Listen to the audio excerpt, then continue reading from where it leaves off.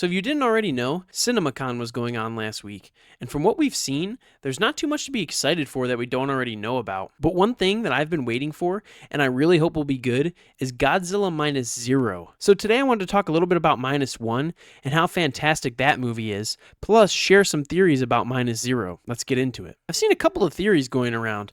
A lot of people think that Godzilla is evolving because there's spikes on his shoulders that we didn't see during the Statue of Liberty snippet. That could be a real possibility.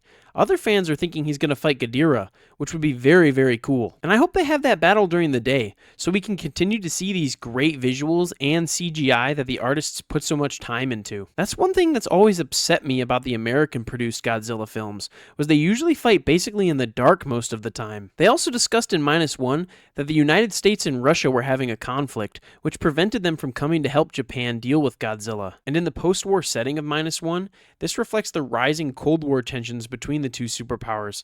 The US, who's hesitant to commit resources or escalate things in a way that might provoke the Soviets, leaving Japan to face the monster largely on its own. That sense of isolation and abandonment adds so much weight to the story.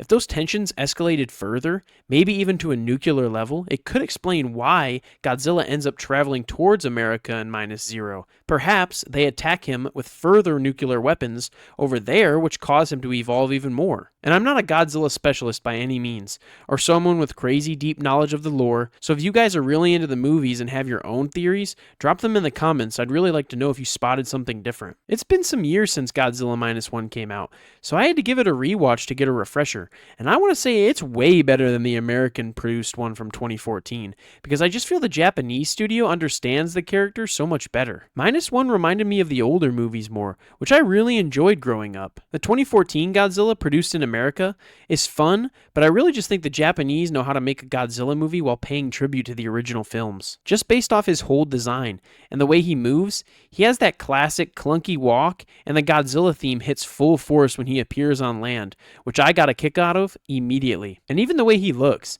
I just really haven't been a big fan of the Godzilla 2014 design since it came out. He's a little too chunky for my taste, and his face looks so squished. I was always so used to seeing the slimmer face design, and I know it's supposed to be a modern take, but I enjoy the older, more faithful adaptations. Minus One also innovates at the same time, like using the effect of the spikes coming out of his tail and back as he charges up to do his blast. That's just something that I thought was so cool. And you know, the American version has the spikes glowing from the bottom to the top, but adding the effect of them actually elongating from him is a whole other kind of unique character aspect added to Godzilla. It may be my favorite Godzilla design as well, and if it isn't, my other favorite would probably be the Godzilla used in the movies from 1984 to 1995. That design, which I feel like Minus One has a lot of inspirations from, and I really like that about it. And I'd say Minus One is one of, if not the greatest Godzilla movie that's ever come out. Not only are the visuals stunning, but the movie itself has a great story set in a post-war period. It's a fantastic film, even if the giant kaiju wasn't stomping around through the streets. It's a film about the destruction caused by the actions of World War II, and how it affected Japan afterward, not just soldiers, but families as well. It shows the struggles of a soldier who was a kamikaze pilot, and who was supposed to put his country before himself, but didn't. And it also portrays the traumatizing struggles of war during that time period, and the aftermath when soldiers returned home, along with the mental struggles they dealt with. So even without Godzilla, the movie still stands great on its own. The acting is superb, and the characters have depth and nuance, and they feel very real. There's a deeper emotional connection between the characters, compared to the American-produced Godzilla movies, which I feel struggle with those small nuances that the Japanese ones excel at. And there's something about Minus One CGI that's just great.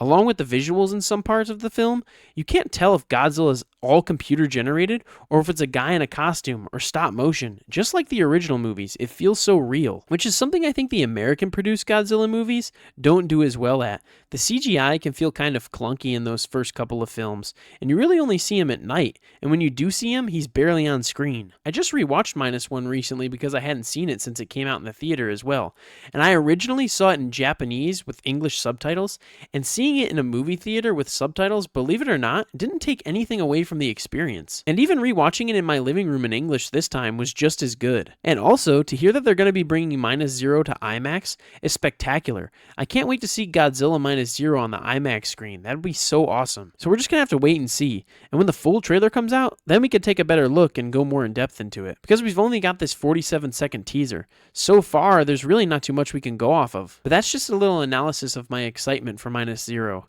and how great minus one is.